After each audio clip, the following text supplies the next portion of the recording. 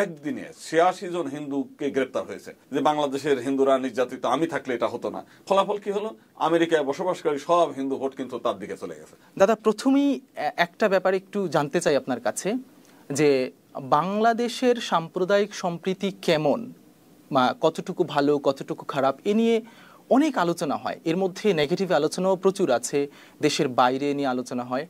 আপনি আমাদের দেশের নাগরিক এবং একজন সনাতন মানুষ, আপনি কিভাবে দেখছেন আসলে বাংলাদেশের সাম্প্রদায়িক সম্প্রীতির পরিস্থিতিটা কতটুকু এখন? দেখেন, বাংলাদেশে হাজার বছরের একটা সাম্প্রদায়িক সম্প্রীতি বিরাজমান। এখনো আপনি গ্রামে যান, সবাই কিন্তু আপন, মানে কাকা জ্যাঠা ভাই বোনের মতোই, মানে প্রত্যেকের পূজার আয়োজন থেকে আরম্ভ করে পারিবারিক অনুষ্ঠান একসঙ্গে মিলেমিশে সবগুলো হয়। সমস্যাটা হচ্ছে রাজনীতি। এই রাজনৈতিক কারণেই মাঝে মাঝে যে ঘটনাগুলো ঘটে, এক পক্ষ আর এক পক্ষকে ঘায়েল করার জন্য, রাজনৈতিক ইস্যু তৈরি করার জন্য হিন্দু সম্প্রদায়কে অনেকেই রাজনৈতিক ভিকটিম তৈরি করে তাদের রাজনৈতিক হাতিয়ার হিসেবে ব্যবহার করে, কখনো ফুটবলের মতো গোল করার কাজে ব্যবহার হচ্ছে। যে কারণে এই সম্প্রীতিটা বারবার যে নস্যাৎ হচ্ছে, সেটার পিছনে মূল দায়ী হচ্ছে রাজনীতি। রাজনৈতিক ভিকটিমের শিকার হচ্ছে হিন্দু সম্প্রদায়। তাছাড়া সাধারণভাবে সমগ্র বাংলাদেশ একটা হাজার বছরের সম্প্রীতির ইতিহাস, এবং এখনো সেটা বিদ্যমান গ্রামে গঞ্জে সমস্ত জায়গায়। দাদা, আপনি ঠিকই বলেছেন, মানে গ্রামে এটা দেখা যায়, কিন্তু যখন আমরা একটু শহুরে কালচারে আসি, রাজনীতির জায়গাটায় আসি, তখন দেখি এখানে একটা দলাদলির ব্যাপার আছে। কিন্তু গ্রামে এখনো হয়তো আমার বাবার ভালো বন্ধু যিনি, তিনি একজন সনাতন ধর্মের, সেখানে কোনো সমস্যা হচ্ছে না। একটু শহুরে জায়গায় হচ্ছে, রাজনীতিতে হচ্ছে। এইটার কারণটা কি আসলে? ক্ষমতার লোভের একটা বিষয় আছে এখানে। আমি একটু বলি, শহরেও সমস্যা নাই। শহরে আপনি আমরা একসঙ্গে মিলেমিশে সব জায়গায় চলছি। আমাদের পাড়া প্রতিবেশী, আমি যে বিল্ডিং এ থাকি সেখানে হয়তো সব কয়টা ফ্ল্যাটের বাসিন্দারা মুসলিম, তাদের সঙ্গে কিন্তু আমাদের সৌহার্দ্যের কোনো ঘাটতি নাই। সমস্যা হচ্ছে যখনই রাজনৈতিক হাতিয়ার, একটা দল যখন ক্ষমতায় থাকতে চায়, তখন ইনিয়ে বিনিয়ে যেভাবে হোক একটা ন্যাশনাল এবং ইন্টারন্যাশনাল ইস্যু করার প্রয়োজন হয়, তখনই হিন্দুদের বাড়িঘরে, হিন্দুদের মঠ মন্দিরে একটু হামলা, কোনো একটা কটূক্তি করে, ধর্মীয় কটূক্তি করে অরাজকতা তৈরি করা।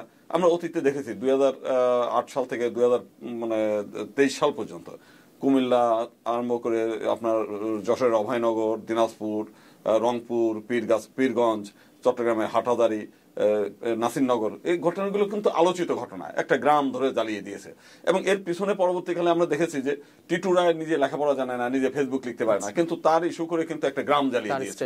এবং পরবর্তীকালে আমরা দেখেছি তার পিছনে রাজনৈতিক যারা ক্ষমতাসীন রাজনৈতিক দল, তারা সেই সময় তার গদিটা নড়াচড়া হচ্ছিল, সেইটাকে শক্তপোক্ত করতে গিয়ে এই হিন্দুদেরকে ভিকটিম তৈরি করছে। এবং এখনো পর্যন্ত স্টিল নাও এই কাজগুলো চলছে। একটা পরাজিত শক্তি।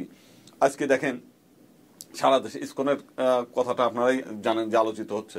ইসকন কিন্তু কোনো আন্দোলনে নেই। ইসকন থেকে একজন বহিষ্কৃত লোক, যে ব্যক্তিটা ইন্টারন্যাশনাল চাইল্ড প্রোটেকশন অফিস থেকে তাকে বহিষ্কার করেছে, সেই বহিষ্কৃত একজন ব্যক্তি, তাকে মন্দিরে ঢোকা নিষেধ। সে আজকাল তাকে নেতা তৈরি করে সমগ্র বাংলাদেশে যে সমাবেশগুলো হচ্ছে, সেই সমাবেশের ভিতরে আবার সেই দুষ্ট চক্র ঢুকে নানান জায়গায় অরাজকতা তৈরি করছে। এবং গতকাল দেখেন যে আদালত চত্বরে যে ঘটনা ঘটলো, এরকম একটা ন্যাক্কারজনক ঘটনা তো আমরা কখনোই আশা করি না। একজন উদীয়মান একজন আইনজীবী, যার একটা ছোট্ট বাচ্চা আছে, মানে সবেমাত্র তার যৌবনে পদার্পণ করেছে, তার জীবনের স্বপ্ন, তার বাচ্চাগুলোর বড় করা, মানুষ করা, তাকে কিন্তু ছুরিকাঘাত করে হত্যা করেছে। এটা এই ধরনের ঘটনা তো আমরা আজকে ফলাফল কি হবে? এই ঘটনার পরিপ্রেক্ষিতে আবার হিন্দু সম্প্রদায়ের উপর হামলা হচ্ছে, বিভিন্ন জায়গায় গ্রেপ্তার হচ্ছে। তার মানে হিন্দু, আবার এর আগে যখন হাজারীগলির ঘটনা আপনারা জানেন, সেই সময় একদিনে ৮৬ জন হিন্দুকে গ্রেপ্তার হয়েছে, এবং ওইখানে প্রায় 650 লোকের বিরুদ্ধে মামলা হয়েছে, যেটা বাংলাদেশের ইতিহাসে কখনো এরকম ঘটনা ঘটেনি। এই ঘটনা ঘটছে কেন? কারণ তাদেরকে ভিকটিম তৈরি করে একটা গোষ্ঠী ইস্যু তৈরি করতে চায়, সেটা দেশে বিদেশে সেটা প্রচারে নিয়ে আসতে চায়। তারা রাজনৈতিকভাবে ফায়দা লুটতে চায়, শুধু দেশের লোক না, বিদেশেও কিন্তু এই ঘটনাগুলো, তারাও বাংলাদেশটাকে একটা, এই মাইনরিটিদেরকে ইস্যু তৈরি করে তাদের সুবিধা নিতে চায়। এমনকি পার্শ্ববর্তী দেশ ভারতের আমরা দেখেছি, তারা ওখানকার নেতারা এই ঘটনাকে ইস্যু করে তাদের ভোট ব্যাংক বানানোর চেষ্টা করছে। এমনকি খোদ আমেরিকার ট্রাম্পও কিন্তু সেই কাজটাই করেছে। তিনি একটা টুইট করে যে বাংলাদেশের হিন্দুরা নির্যাতিত, আমি থাকলে এটা হতো না। ফলাফল কি হলো? আমেরিকায় বসবাসকারী সব হিন্দু ভোট কিন্তু তার দিকে চলে গেছে।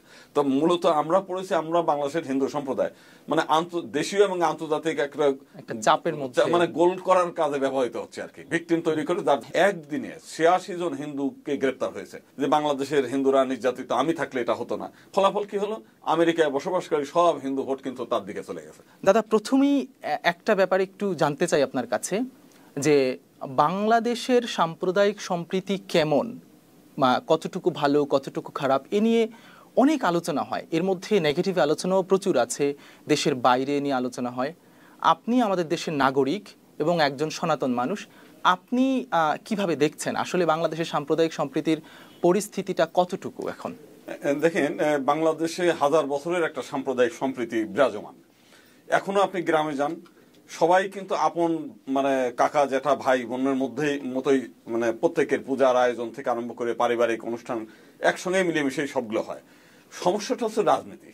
এই রাজনৈতিক কারণেই মাঝে মাঝে যে ঘটনাগুলো ঘটে, এক পক্ষ আর এক পক্ষকে ঘায়েল করার জন্য, রাজনৈতিক ইস্যু তৈরি করার জন্য হিন্দু সম্প্রদায়কে অনেকেই রাজনৈতিক ভিকটিম তৈরি করে তাদের রাজনৈতিক হাতিয়ার হিসেবে ব্যবহার করে, কখনো ফুটবলের মতো গোল করার কাজে ব্যবহার হচ্ছে।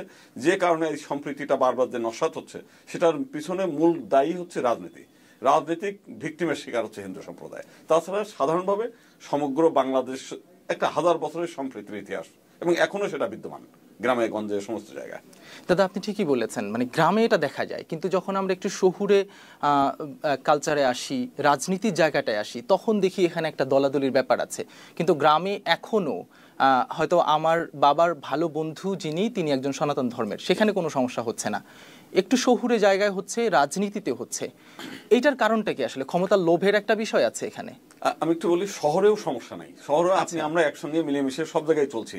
আমাদের পাড়া প্রতিবেশী, আমি যে বিল্ডিং এ থাকি সেখানে হয়তো সব কয়টা ফ্ল্যাটের বাসিন্দারা মুসলিম, তাদের সঙ্গে কিন্তু আমাদের সৌহার্দ্যের কোনো ঘাটতি নাই।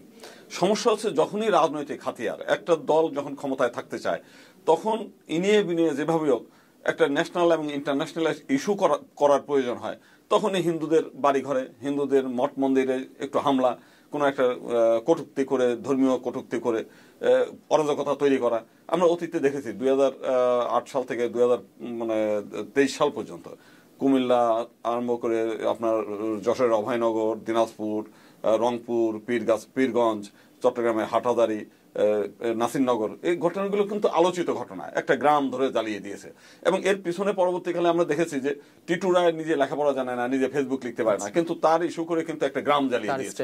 এবং পরবর্তীকালে আমরা দেখেছি তার পিছনে রাজনৈতিক যারা ক্ষমতাসীন রাজনৈতিক দল, তারা সেই সময় তার গদিটা নড়াচড়া হচ্ছিল, সেটাকে শক্তপোক্ত করতে গিয়ে এই হিন্দুদেরকে ভিকটিম তৈরি করছে। এবং এখনো পর্যন্ত স্টিল নাও এই কাজগুলো চলছে। একটা পরাজিত শক্তি।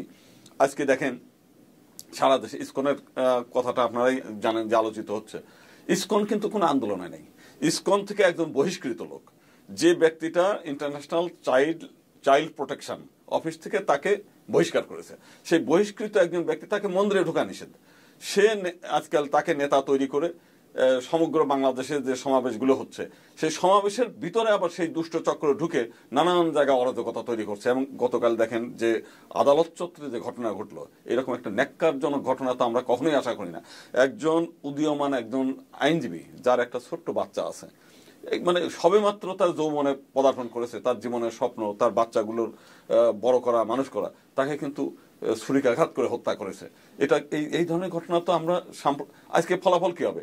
এই ঘটনার পরিপ্রেক্ষিতে আবার হিন্দু সম্প্রদায়ের উপর হামলা হচ্ছে, বিভিন্ন জায়গায় গ্রেপ্তার হচ্ছে। তার মানে হিন্দু, আবার এর আগে যখন হাজারীগলির ঘটনা আপনারা জানেন, সেই সময় একদিনে 86 জন হিন্দুকে গ্রেপ্তার হয়েছে, এবং ওইখানে প্রায় 650 লোকের বিরুদ্ধে মামলা হয়েছে, যেটা বাংলাদেশের ইতিহাসে কখনোই এরকম ঘটনা ঘটেনি। এই ঘটনা ঘটছে কেন? কারণ তাদেরকে ভিকটিম তৈরি করে একটা গোষ্ঠী ইস্যু তৈরি করতে চায়, সেটা দেশে বিদেশে সেটা প্রচারে নিয়ে আসতে চায়।